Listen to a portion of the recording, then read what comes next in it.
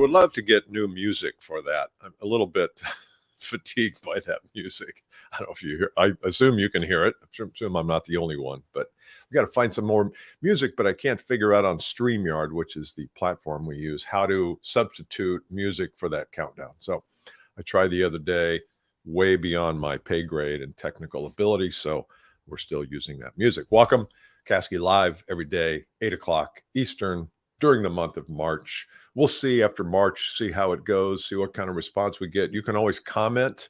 I appreciate any comments you want to leave. I think Facebook is disabled. I'm not sure why people have told me they can't comment on Facebook. But hopefully you get notification of these things. So every day during the month of March at 8, we go live and I talk about a topic. Today, Brian Neal and I, he and I host the Advanced Selling Podcast, we're going to be guest hosting a marketing podcast of all things. It's called CMO Huddles. Drew Nicer, I think that's the way I pronounce his name. I may miss that. Has typically hosts it. It's his podcast, but he's out, and so his team has asked us to host it. So we'll see. It's an hour-long podcast, which is it's a very long podcast for me. But what I do recognize is that when you're doing your own podcast, there are no rules. When Brian and when I do mine or when I do this, there's no rules. I don't have I've got some notes here, but I don't have a script. But when you guest host somebody else's podcast, there are a lot of rules and things you can say and things you can't say. And so hopefully we won't get in too much trouble today. Because that is possible. Welcome to a lot of people here on people from, that's good. So if you want to comment, go ahead. Also, I don't have it in front of me, but down there in the lower left-hand corner, you can see a booklet called 5 Reasons You Don't Have Enough Clients. It's something we wrote late last year. It's relevant today. It's some of the most critical components, I think, and elements of why you're not building your business like you want to. And I know you all want to, but that's available at 5reasonsclients.com. You can get a copy there. I'd be happy to send that to you. I'll probably actually come over to your house, just deliver it, right, personally. But not even use Amazon or shipping. I'll just pop in. Is this weekend okay? Maybe Saturday afternoon? Okay. I had a lot of coaching calls yesterday. I was back to back from 9, 10, 11, 12. I mean, it was just all day from 9 to 3. And I used to get really tired when I had one-to-one coaching. But because it was fatiguing because everybody brings a different problem and you're kind of in the mode of solving and asking questions. And it's mentally, it's not physically challenging because I'm sitting here in a damn chair all day, but mentally and emotionally it can be. And I changed my framework and changed my thinking and perspective behind it about a year or two ago. And it's not fatiguing anymore. I really enjoy it. And it gives me a chance to find out what's really happening in the world and in the marketplace. And every business is different. Every one of my clients has different needs and different challenges. And this client can't get in front of the right customer, and this client can get in front of the right customer, but they can't message properly. So everybody's got a different challenge. And one of the things I realized was that everybody has a different path. Everybody has a different path that they have chosen to be successful. And sometimes that path is chosen early in life, like when you're 22, first job. Maybe you went to work for a large company, a large organization, and they trained you and coached you and mentored you, and they set you up on this path. We all had a path. Sometimes that path was chosen for us. Sometimes we chose it consciously. Sometimes it just kind of appeared in front of us. But the challenge is that today, is that path still working? Is that path going to be the path that gets you from where you are to where you want to be? And I believe, and I've seen it happen in my life and in other people's lives, is that you have to constantly be on the lookout for a new path, a new way. But unfortunately, we get conditioned by this path we're on, and it turns into a rut. And when it's a rut, it becomes hard to get out of because the walls are built up on the side and it becomes difficult to extract yourself from it. So I want to talk today about a couple of different paths that I think we have to explore, if nothing else. and maybe a little bit of background on each one of these. I don't have this fully formed yet. I'm just kind of working on it, but that's part of why I'm doing this. Is I want some help. So if you have any thoughts on this, I would love to hear them. You can comment or you can leave a message. I will be in the different platforms later on today, so I'll answer it.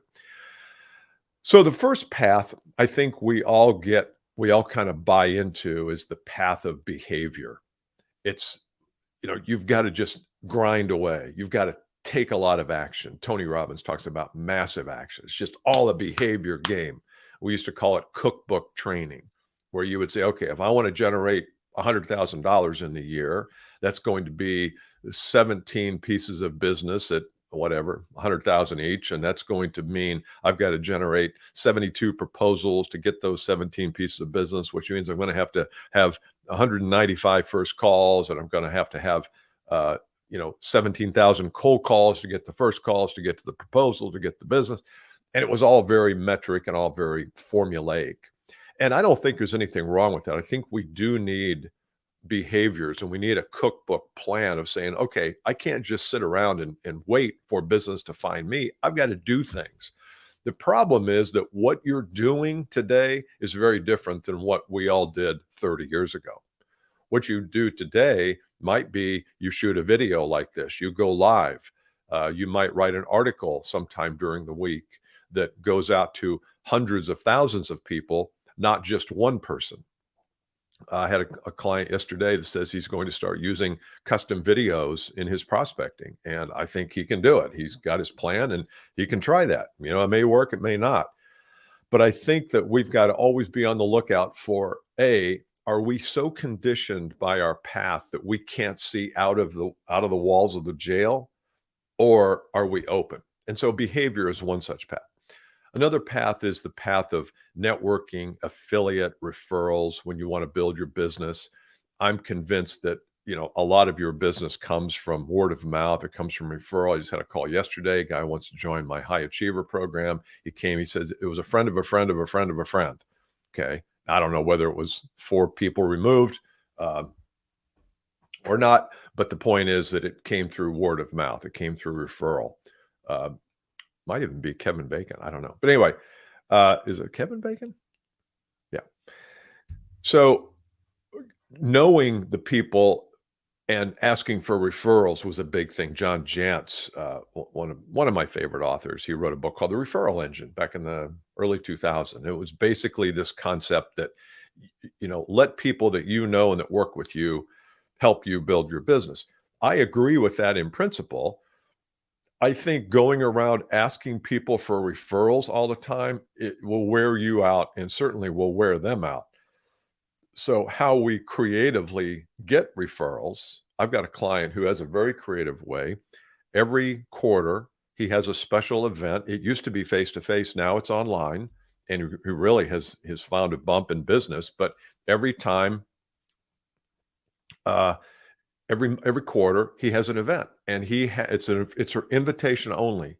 So you can only get there if you're a client of his, or if you're an associate or reference or referral from a client of his. And so it takes on a little bit, and he has speakers in, he has people who are experts in the industry. He moderates, he hosts it, but it's an event. He has hundreds of people on this thing, but guess what? His clients invite people. You're allowed 1 referral. Now, I'm sure if you had 2, he probably, wouldn't turn you down, but it's kind of a select group. And he's generated a ton of business using that method. Now, that's more creative than just asking somebody for a referral. How many times can you ask somebody for a referral?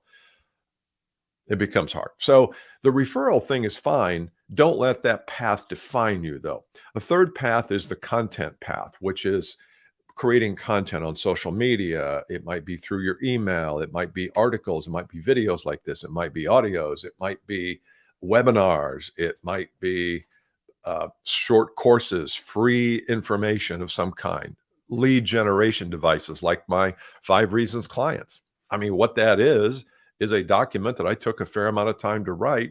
You're going to download it. If you like it, you might call me and say, hey, I'd like to work with you. You might not, but I'm letting you decide that. After you download it, I'll send you a handful of emails and some videos, but that's an example of content, of a content strategy.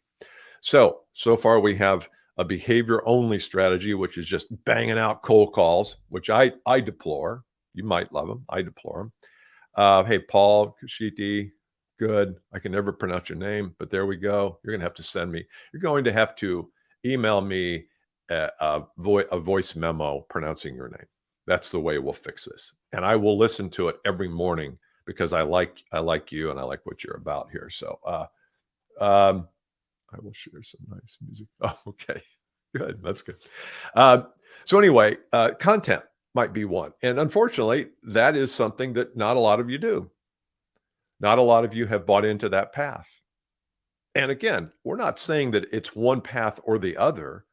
It could be several different ones, but you have to be thinking, what role does content play in my path to get me from 100K a year to $1 million a year, or 500K to 2, or whatever it is? I don't even care what the numbers are. What I'm concerned about is there a path from where you are to where you want to be? And is it the same path you've always taken, or are you adding different elements to it? So again, that path was about content. There's another one that's, I think, is we're embracing here, and it has a little bit less to do with the marketplace and has more to do with you, with yourself, and with how you operate and how you organize yourself. And I think sometimes if we don't pay attention to who we are, where we want to go, how we're going to get there, who do we need to become on the way there, those are all really important factors. And I almost feel like if we work more on ourselves, and more on ourselves could be with a coach, could be in a group, could be, I think it's more than just listening to a bunch of podcasts and consuming a bunch of content. I think there's got to be action there. There's got to be a human interaction of some kind. But if we work on that, then the question is, will the right method unfold for us? Because if we enter the marketplace from a position of attachment and fear and anxiety and inadequacy and insufficiency, how good are we going to be at any path? I don't care whether it's a cold call path, a content path, a strategy. I don't care. You're going to be average at it at best. And so this fourth path, the fourth way, is reminds me of a basketball play we used to use in high school, the fourth way. There was the third way, the fourth way, and the fifth way. And I could never figure out the fourth way. It was too complex for me. But it was the Butler offense, if you're familiar with that. Where was I? I have no idea where I was. My mind went to basketball and I lost you. Anyway, so the idea there is to keep your mind open, and it could be a combination of all those things. But the fourth path, the fourth way, as I was saying, is about you. And it's about how do you organize yourself so that whatever way comes about, you're going to be more open to those things. Because if you're attached to your ego, and your ego is cognitive dissonance, and anything new you discount, and I see that a lot.